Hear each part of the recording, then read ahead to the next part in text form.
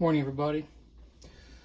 This is a Mossberg Shockwave, which is basically a 590 with a shorter barrel, and it's got it's not a handle, it's like what have they word it? Like a bird's beak, which makes this not a shotgun, but it falls under the category of any other weapon, which is why it can be sold in the configuration that it is. Now, what I've done is I've purchased these ghost ring sights. Been looking for them for several years and not been able to get them. Ghost ring sights, front and rear, and I put the rear on, but not really finding any very good videos on putting these things back on. Now, this is the front sight, and you actually are supposed to take this and have it brazed on by a qualified gunsmith. I found that you can use JB Weld and it works just as good.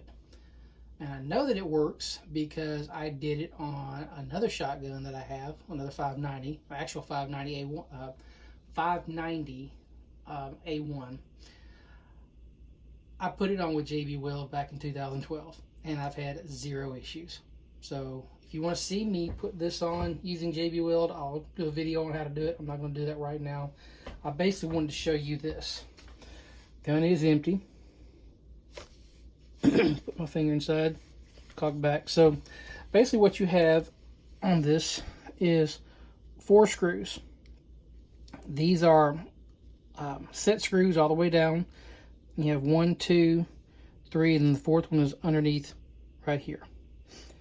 So what you have to do is you have to pull these plugs out, or unscrew these plugs, and depending on where you want to put them, you'll leave one plug in.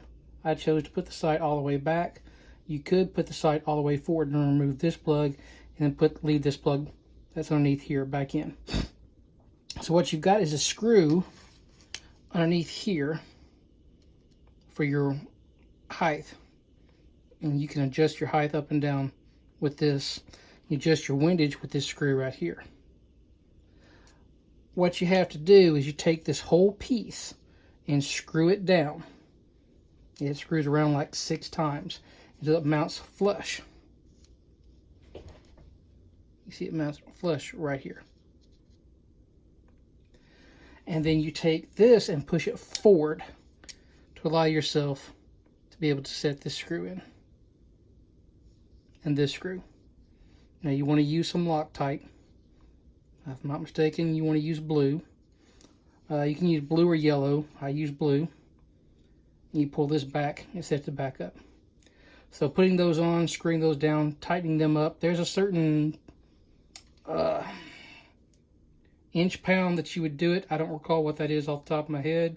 I just tighten it down till it feels really good, and then I let the Loctite do its thing, and I wouldn't shoot it once you've done it for about 24 hours. So onto this. What you would do is you would take and clean this area here.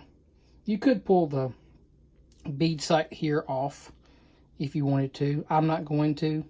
You can pull that bead sight off. You can clean this. I'm going to use alcohol. I'm going to use alcohol to clean this as well. I want to get all that residual oil off of it so that makes a good seal.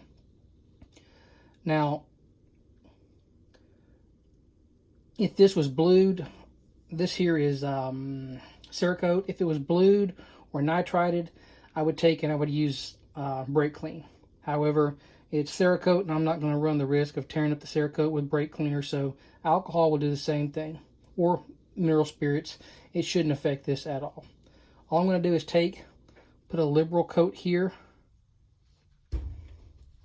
put a liberal coat along here, and then I'm going to set it on, lining it up nice and straight. I'm going to leave it set for several days, and after I've got it on and I know it's straight, because you can kind of align this up right here and see that it's on there straight, I'm going to take a piece of tape and lay across the top of it, and that's to hold it in place perfectly. And when I put it on, it may have some seep out around the edges. And if it does seep out around the edges, what I'm going to do is take a Q-tip or something kind of rigid and wipe all that excess off, and it will kind of push it back in there, make a seal around the outside edge, which is more or less what you'd be doing if you were brazing it anyhow. So that's how I'm going to make that work. It does work. Some people might say it's ghetto. Okay, that's fine, Danny, but it does work. Trust me. My other shotgun would not have lasted this long if it didn't.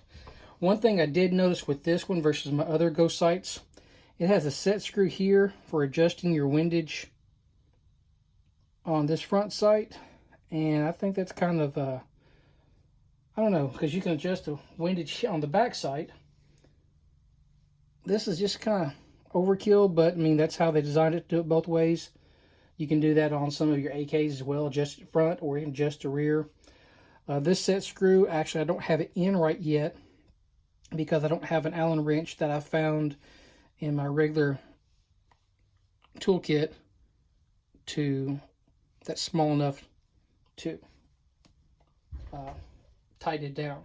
I may have some outside in my shop. I just haven't gone out to the shop and checked because I'm not really all that concerned with that part of it just yet. So this one has it.